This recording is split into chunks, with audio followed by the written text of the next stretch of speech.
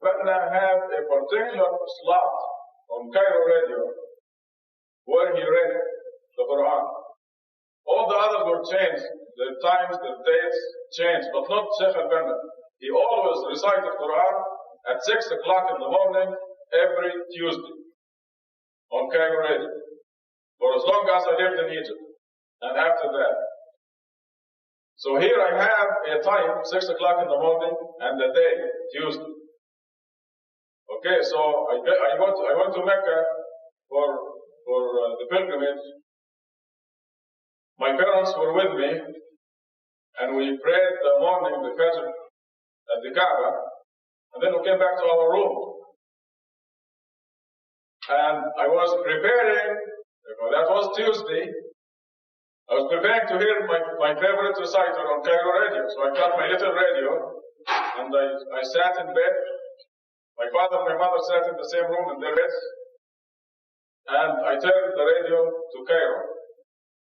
And soon enough, here comes Sheikh Al-Banna, and I can tell you, the reason I know that I was fully awake is I never fall asleep when Sheikh Al-Banna is reading Quran.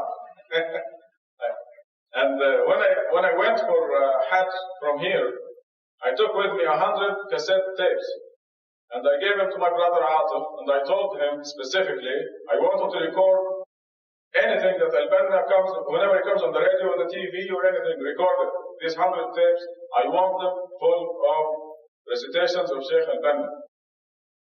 Okay, so in Mecca now, back to Mecca, Tuesday, I'm sitting in my bed, turning the radio to Cairo Radio. So there comes Sheikh Al-Banna and he recites Surah Al-Rahman. Bismillah ar-Rahman ar-Rahim, Ar-Rahman, Allama al-Quran, Khalaqa al-Insan, and then in ecstasy. And then I didn't hear Al-Banna anymore.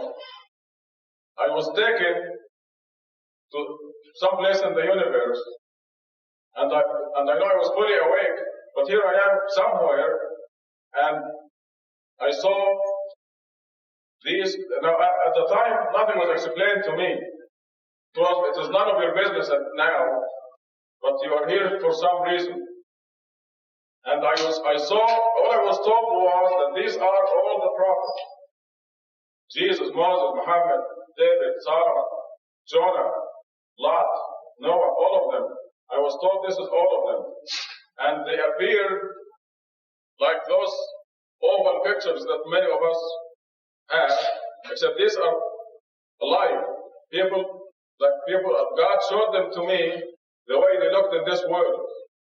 Because I probably would have freaked out if God showed them to me in any other way. And they have their different dresses, different turbans, and different robes. But the person was down from the head to the knees. And one by one, they came in one by one, and they looked straight in my face, and they shake their heads approvingly. Something like this, approvingly. And then the person will go like that, and another one will come this way, and so on. They kept going like this, and I didn't know which is which. Only Abraham was identified to me. When Abraham came, I was told this is Abraham. And he's the only one identified to me. And I didn't know what this was all about. Then this ended, and when I came back, I looked at my father and I said, guess what? I just met all the prophets, and Abraham was identified to me, and he looks like us. Because it struck me, the resemblance. I remember what they look like. Well, I can't tell which is which. So,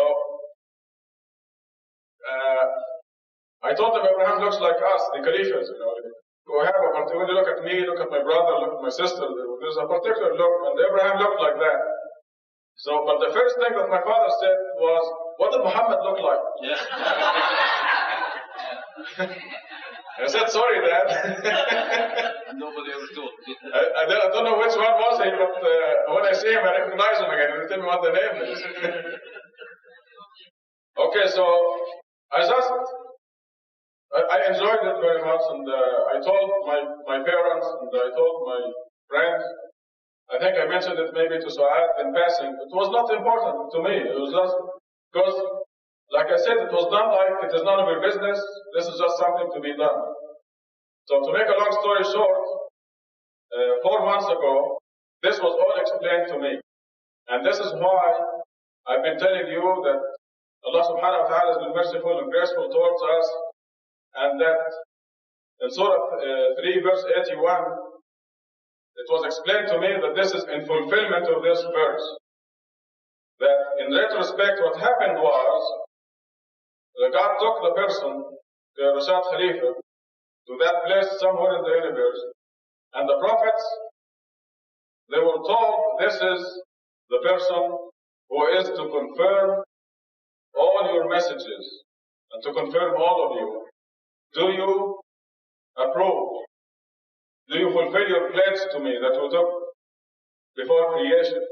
And every one of them was coming out to explain. Now that it's explained, I know what happened. So they come in and they look in my face and they say, yes, we do. Yes, we agree, we support him, we believe. And this is the explanation that came to me. So specifically, verse 81 of Surah 3 is what makes me dwell on that verse, because we are told, and God told us now, I believe there are many, many, many messengers because of what the Quran says. You know that if I tell you anything that is not Quranic, you tell me get out of here. And I'll be the first to denounce that. But God says in Surah 16, ينزل الملائكة بالروح من أمره على من يشاء من عباده لينذر يوم التلاق. أن أنذروا أنه لا إله إلا أنا فاعبدون. Excuse me, I mentioned this with Surah 4. ينزل الملائكة, he sends down the angels. The ruh means with inspiration or revelation or information. This is what the ruh is. ينزل الملائكة بالروح من أمره, in accordance with his commands, على من يشاء من عباده, upon whomever he wills from among his servants, plural.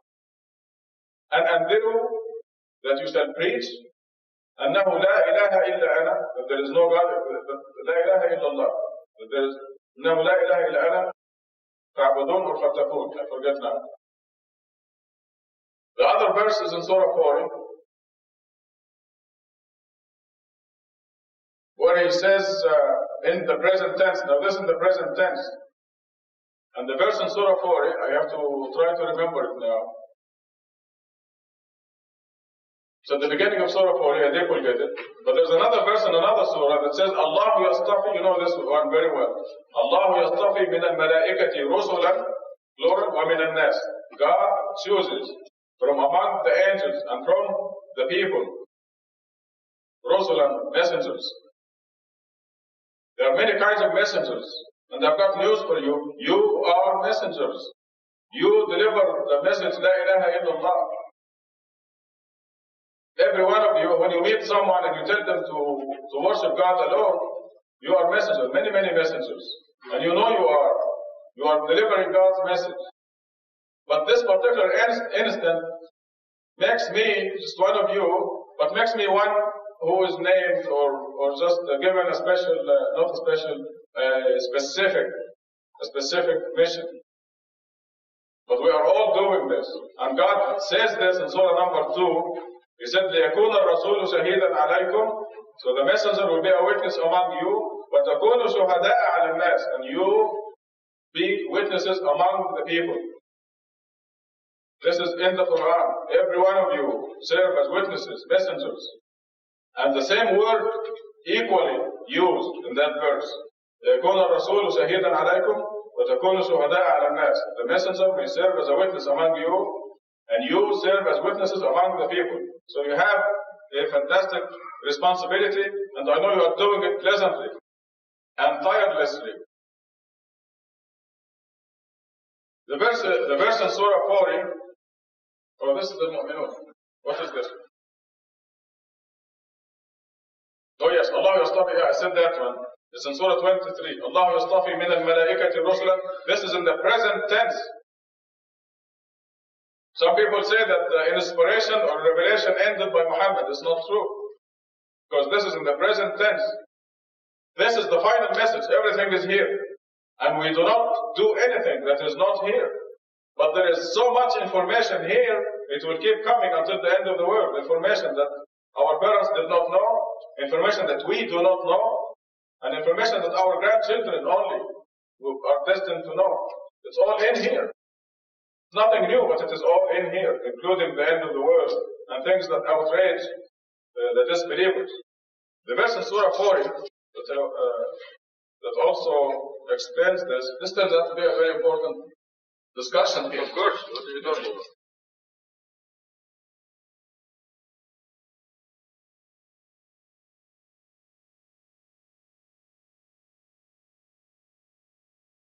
It's on the tip of my tongue, but I like to read it correctly. No, it's right here.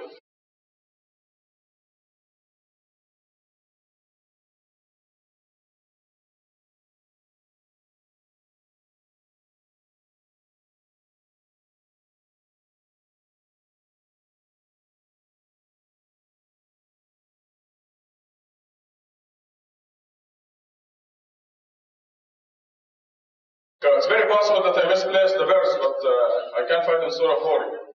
But the evidence is abundant that God uses, as you know, the Quran is mostly in the past tense. Because God is telling us things in our future that are not future to God. They are past, as far as God is concerned. So most of the Quran is in the past tense. But when it comes to selecting messengers, plural, in the Quran, it is in the present tense.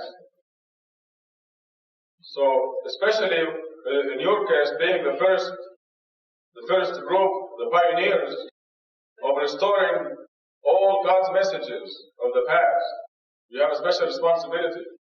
There are many, many messengers, and this also confirms, or is confirmed by the verse of God that says there is not a village that does not have a messenger. So this gives idea how many messengers there are. But this incident that Carl was asking about just gives me a specific responsibility and makes us know precisely what the deal is. Because if we are believers of the Quran, we read in Surah 3 verse 81 that after all the prophets have come, including Muhammad, as we see later on, God set a trap for the disbelievers. After all the prophets have come, a messenger will come to confirm them. This is an established Quranic fact. And if we are believers in the Quran, we have to be open to this. Not only open to this, we have to know that there will be a messenger who will come and confirm all the prophets. And we will have no aversion at all to this idea. In fact, we will expect it and will agree with it readily. We happen to be the lucky generation, or the fortunate generation that witnesses the fulfillment of this verse. And I'm talking as one of you. You know, I distinguish in the Quran between Muhammad the messenger and Muhammad the man. And I'm telling you, Rashad the man is very excited about all the information that comes to Rashad the messenger. I'm just along with you. I cry, and I'm excited, and they see me jump up and down in the mosque when information comes, and we all jump together. Because it is beautiful. God is teaching us, and we're very fortunate to be born now, at this time. But, yeah, it sounds right. That sounds right. What does it say, Muhtash? He is the grantor of the high ranks, the possessor of the all authority. He dispatches inspiration. Yes. Whenever he chooses among his servants. Exactly. Yeah, this is it. Dispatches in order to warn about the day of audience. Exactly. So as you see, the Quran goes out of its way to mention these in the present tense because it is a continuous process until the end of the world. Every village, every community is going to have messengers. Look at Layla Ittifaq. She's a messenger of God. When she goes to her college and she talks to the people about God and worshiping God alone, she is a messenger of God. And nobody can dispute that. So I hope this clarified and this is why you see the opposition, precious as they are, they never said Muhammad is the last messenger. They cannot say that. They know it's a fabricated lie. This is why they didn't come up with it. They're trying all they're trying to do is that his name is not Rashad. They're trying to discredit you. But they cannot come up with any fact or any proof. They can only call me names, which is exactly what the Quran says. And it is really miraculous. It is really miraculous. They call me the names that the Quran says specifically. It's like, God is showing us that He knows what they're going to say. I get this telegram from Ahmed Didat addressed to Rashad Khalifa Al-Kazzab. Okay, this is in English, but he writes the Arabic word that is in the Quran. Okay, and then we read in Surah 38 and in Surah 54 the same word. They say, how come of all of us, he's the one who's getting the message and the inspiration? He is Kazzab. Okay, and then God goes on to and says they will find out tomorrow who is the Kazzab. But they had to, this is Western Union, folks. Okay? And they wrote down Kazzab. Okay? It's not an English word, but it's exactly what God wrote in the Quran, in Surah 38 and in Surah 54. Except they've got spelled it correctly. Exactly. It's Kazzab, not Kazzab. They cannot do that. But it's ironic. So, as you know, the minute the person calls you names, they lost the argument. They have no evidence. When they start calling you stupid and this kind of thing, then you know they lost the argument. Yes. Okay. Do we have time for a couple more questions? Brother Azhar has a question. Yep. I just want you to comment on, there are a lot of verses which say that the messenger has been sent to prevail, so that Islam will prevail over all religions. Can you just comment on that? This is a prophecy in Surah number 9 and Surah number 48 that Islam will prevail over all religions and will go to all corners of the world. And not only I believe that, I know that. I know this will happen. And inshallah that will happen in our generation. Brother Edib yesterday said that Surah 110 that talks about إِذَا جَاءَ نَصْرُ اللَّهِ وَالْفَتْحُ, when God's victory comes, and you see the people embracing God's religion in great numbers. فَسَبِّحْ بِحَمْدِ رَبِّكَ وَاسْتَغْفِرْ, glorify your Lord and seek His forgiveness. إِنَّهُ كَانَ تَوَّابًا. These are 19 words. The generation before us knew nothing about 19. We are the generation of 19, and we are the generation that will witness this great victory, inshallah. And this is why, this is the new world that did not receive a message before. All the messages came in the Middle East. So the message had to come here to America, and it is going to Japan. You just look at Naoko there. See, Naoko, why did God send a person from, are you from Tokyo, Naoko? Are you from Tokyo or where is it? From Tokyo, from the heart of Japan. So you know that the message will go there. Now when Naoko goes back, they're going to be true Japanese believers. I think that's the last frontier, and it will be in fulfillment of these prophecies of Surah 9 and Surah 48. Well, don't forget Mexico and Latin America. There are no Muslims there. Oh, Sister Tanita is there in Mexico. So. God will have the whole world covered. Any more questions? We'll have a break before lunch. And